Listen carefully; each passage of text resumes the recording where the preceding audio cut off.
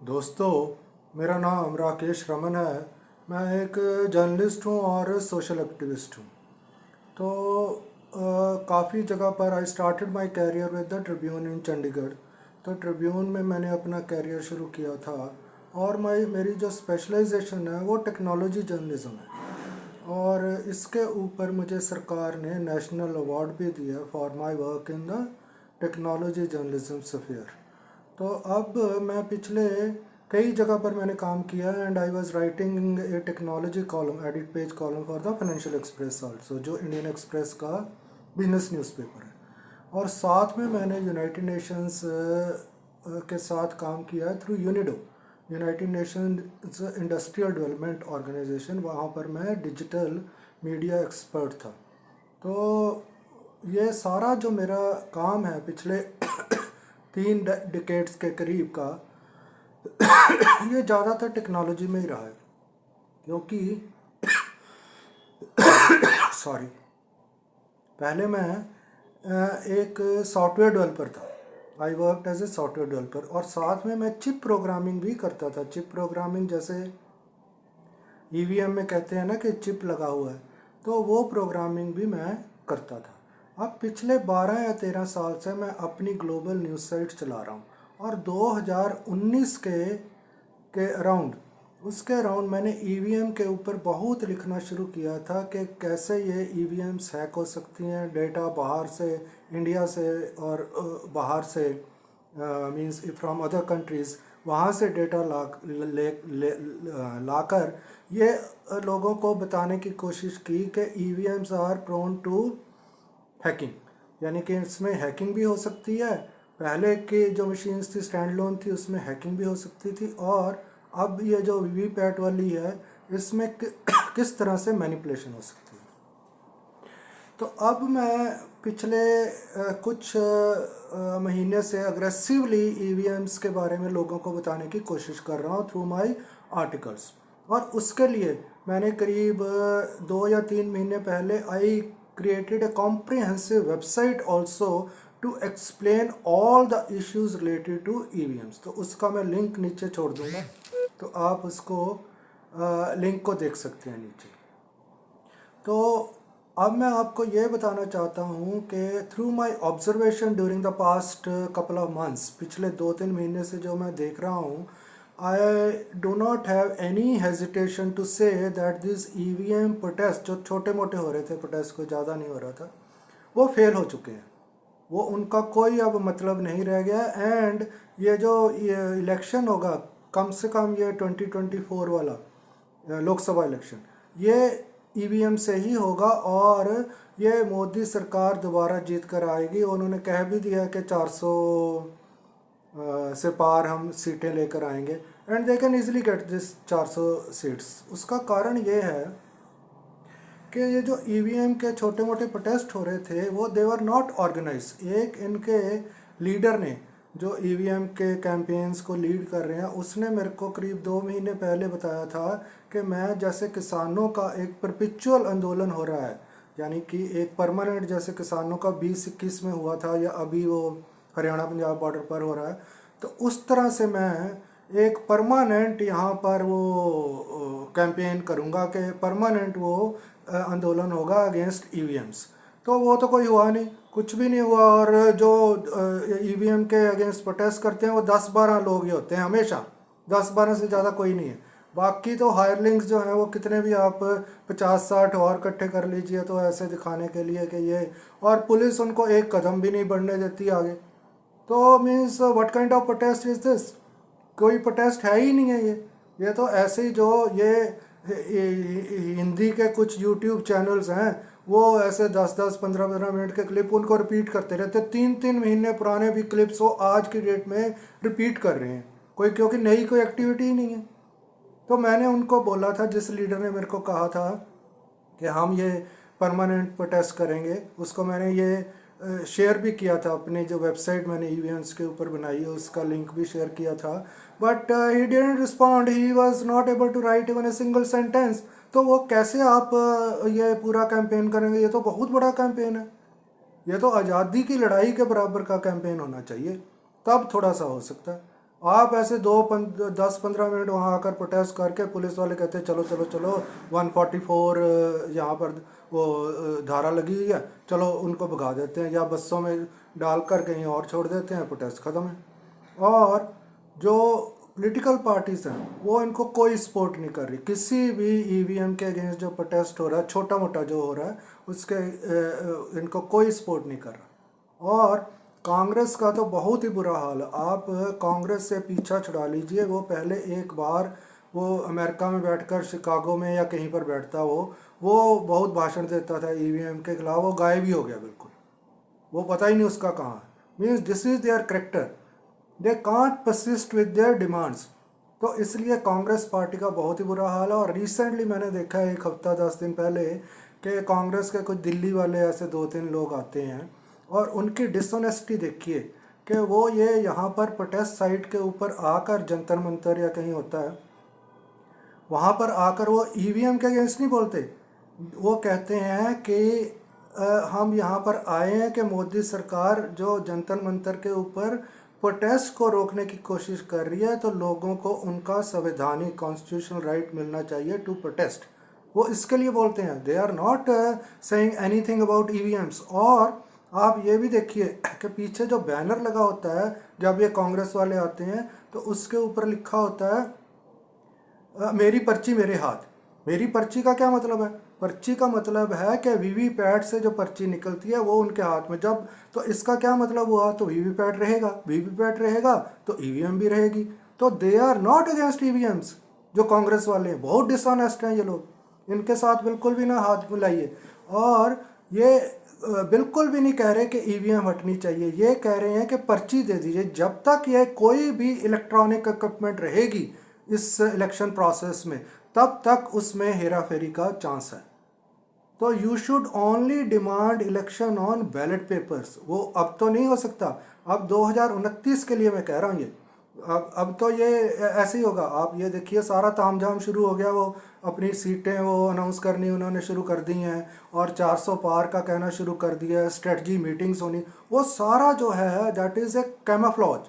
वो ऊपर से दिखाने के लिए है कि ये हम सब कुछ कर रहे हैं, स्ट्रेटजी बहुत और अच्छे कैंडिडेट्स लेकर आ रहे हैं, लेकिन उनको पता है कि जीतना ईवीएम से ही है। किसी को भी खड़ा कर दें वहाँ पर, किसी को भी खड़ा कर दें, उसने जीतना ही जीतना है।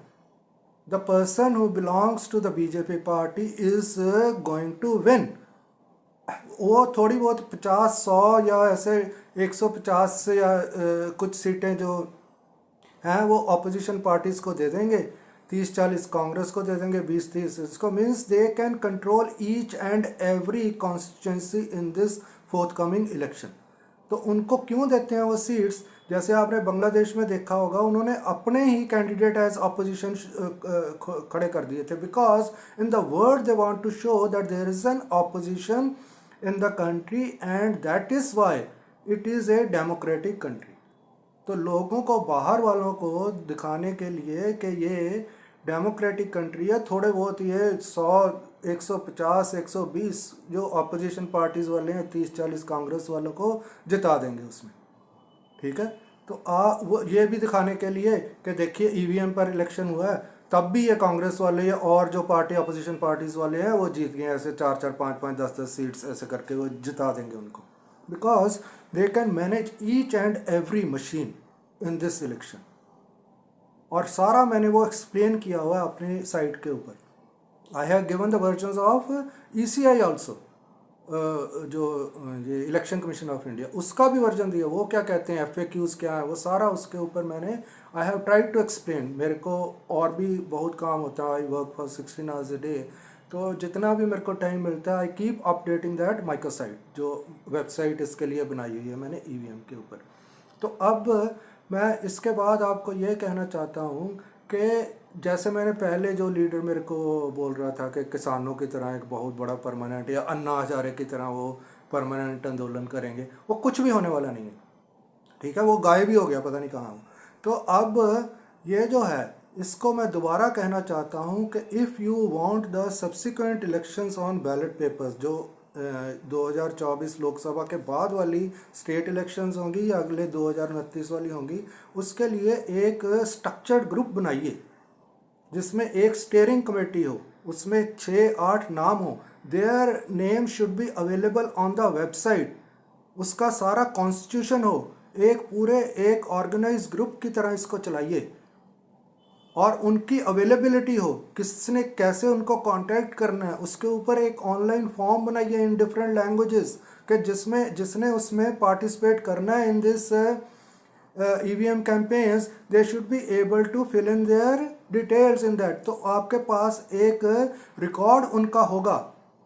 इसको ऑर्गेनाइज तरीके से चलाइए, जैसे किसानों को भी मैं कहता रहा हूँ पहले जब हुआ था, अब भी कह रहा हूँ।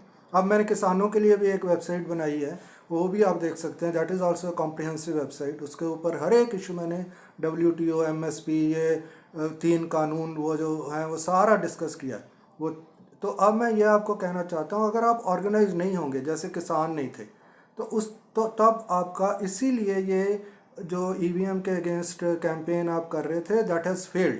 आप इसको जितना मर्जी कहते जाइए, means I am a good observer. तो मैं इंटरनेशनल कंपनीज के साथ काम करता हूँ, मेरा नीचे इसके रिकॉर्ड आप देख लीजिए कि क्या क्या मैं करता हूँ। तो पहले आप देखिए कि ये जो NTCAA, जो सिटीजनशिप अमेंडमेंट एक्ट, वो फेल हो गया, बिल्कुल आंदोलन वो फेल हो गया। उसके बाद और भी होंगे बीच में, मेरे को याद नहीं, लड़कियों का हुआ, ये रेसलर्स का, वो बिल्कुल फेल हो गया। उसके बाद किसानों का 2021 में वो फेल हो गया, चाहे वो कहते रहे कि 3 कानून वापस हो गए, अभी तक उसकी कोई भी वो नोटिफिकेशन नहीं है। I have learn that those 3 laws, जिसको ब्लैक लॉज कहते थे, those have only been suspended, they have not been repealed. उनको कैंसिल नहीं किया गया, और दोबारा किसी भी फॉर्म में कभी भी आ सकते हैं। और अगर ये दोबारा, अगर क्या, ये जब दोबारा आएगी ये मोदी गवर्नमेंट इन 2024 मई जून में, तो उस वक़्त वो जो मर्जी किसानों के अगेंस्ट करना चाहें वो कर सकते हैं। तो ये अगर आप सोच रहे हैं कि किसान आपके साथ हैं, I am hearing from some people over here के किसान भी उनके साथ हैं, दलित, ये वो कितनी कैटेगरीज पता नहीं बनाई हुई हैं। ये तो एक ही है, हम इंडियंस हैं। Indians they want free and fair elections, EVM को अपोज कर रहे हैं। क्यों आप इतने ग्रुप बनाते जा रहे हैं बीच में? तो मैंने किसानों का भी देखा, they never discuss any thing about EVMs in their speeches. EVM के बारे में वो कभी नहीं बोलते, एक आध छोटा मोटा कोई वो एक सेंटेंस बोल देता, because they don't have any knowledge. तो इसलिए जिस चीज़ की नॉलेज नहीं है, अगर आप मेरे को कल कहें कि स्पेस साइंस के ऊपर मैं बोलना शुरू करूँ, I will not be utter even a single word, because I don't understand this space science. तो इसलिए आप इसको रियलिटी को फेस कीजिए, नोबडी इज़ विद यू। तो अगर ये 4-5 लोग जो हर रोज़ जैसे उसके ऊपर आकर ये जो हिंदी के कुछ यूट्यूब वीडियोस हैं, they don't have any credibility, उसके सामने आकर कुछ बोल देते हैं ऐसे 2-4 हज़ार उसके वो व्यूज़ होते हैं, और उसको रिपीट करते रहते हैं, हफ्तों पर वो रिपीट होते रहते हैं, उसको नया दिखाकर। This is dishonesty. तो वो उसको ऐसे शो करने की कोशिश कर रहे हैं कि this campaign is running, otherwise this campaign is totally dead, ख़त्म हो चुका है बिल्कुल।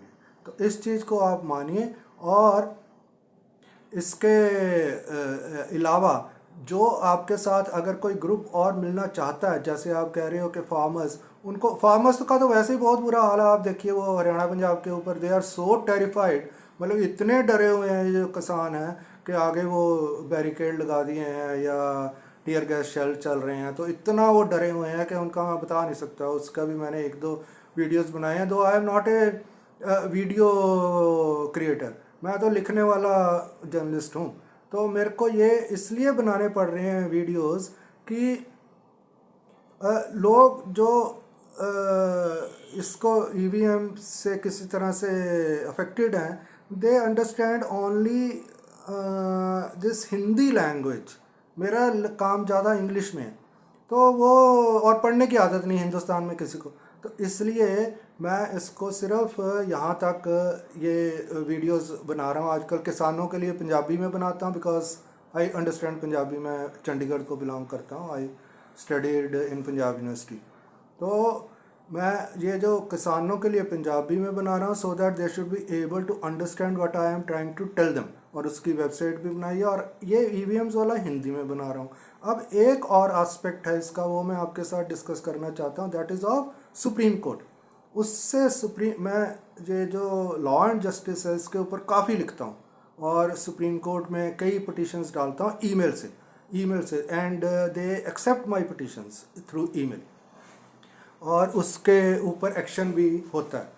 तो मैं आपको ये बताना चाहता हूँ कि अगर आप बाहर आकर आप ये कहते रहे कि सुप्रीम कोर्ट से बहुत अच्छे डिसीज़न हो रहे हैं, जैसे वो चंडीगढ़ वाला मेयर का इलेक्शन हुआ उसमें बहुत अच्छा डिसीज़न हो रहा है, या वो इलेक्ट्रल बॉन्ड्स का हो रहा है, या आज कुछ उन्होंने कहा कि एमपीज एमएलएस को ब्राइबरी के they can be convicted for bribery.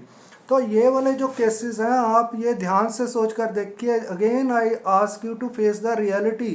ये जो है छुटपुट केसेस हैं to show that Supreme Court is working for the rights of the people. ये सिर्फ दिखाने के लिए है कि सुप्रीम कोर्ट आपके राइट्स के लिए। सुप्रीम कोर्ट वाला जो मैं लिखता हूँ उसके एक या दो नीचे इसके डालूंगा, आप उसको पढ़िए, इंग्लिश में है वैसे वो। Try to understand what I am trying to say about supreme court. वहाँ तो इतना बुरा हाल है मैं आपको बता नहीं सकता।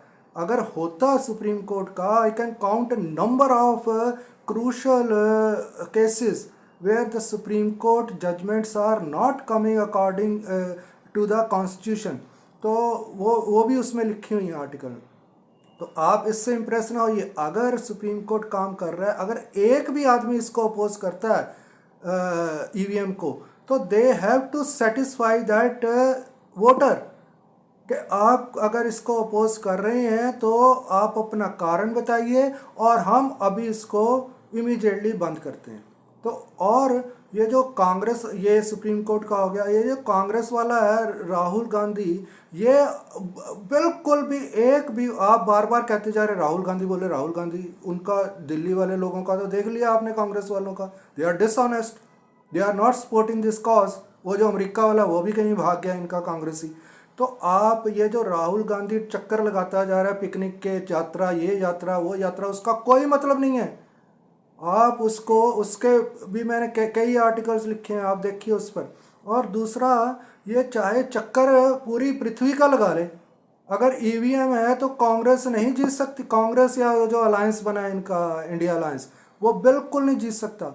So you have to face this reality. ये जो कैंपेनर्स हैं, जो हमारी तरह के सिटीजन्स हैं जो इसको लीड कर रहे हैं, आई अप्रिशिएट देयर एफर्ट्स, मैं उसको नहीं अंडरमाइन कर रहा, बहुत अच्छा वो काम कर रहे हैं, लेकिन वो हैं दो चार पाँच ही, और उनको रियलिटी फेस करनी पड़ेगी। इफ़ पीपल आर नॉट, अगर आपके साथ 1 लाख बंदा है, उनका एक वेबसाइट बनाकर उसका कम से कम नाम डालिए, उसके ऊपर कॉन्टैक्ट ना डालिए प्राइवेसी के लिए।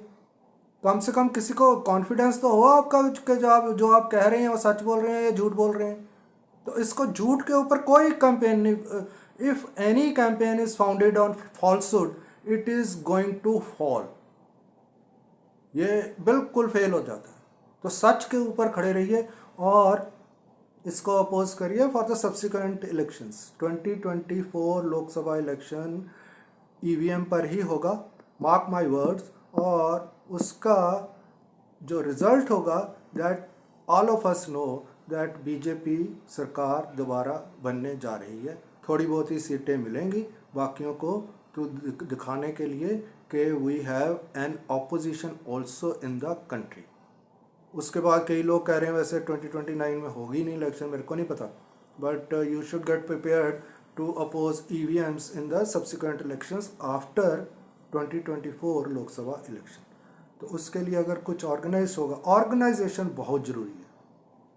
यही मैं जो जब यूनिडो में काम करता था, इंडस्ट्री में जाकर बताता था कि ऑर्गेनाइज कैसे होना है, ये अडॉक बिल्कुल ना कीजिए कुछ भी। तो कुछ लिंक्स इसके मैं नीचे छोड़ दूंगा। मेरे वीडियोस को ये ज़्यादा देखते नहीं हैं लोग, मेरा ये कुछ वीडियो बनाने का सिस्टम भी नहीं है मेरे पास, तो मैं तो लिखने वाला बंदा हूँ। तो आप इसके नीचे अगर पढ़ सकते हैं तो उनको लिंक्स को क्लिक करके पढ़ लीजिए और ईवीएम से रिलेटेड वेबसाइट भी देखिए और फार्मर से रिलेटेड भी देखिए, और जो मैंने सुप्रीम कोर्ट या और कोर्ट्स के बारे में लिखता हूँ उसको भी ध्यान से पढ़िए। तो that's all for this video. Thanks for watching.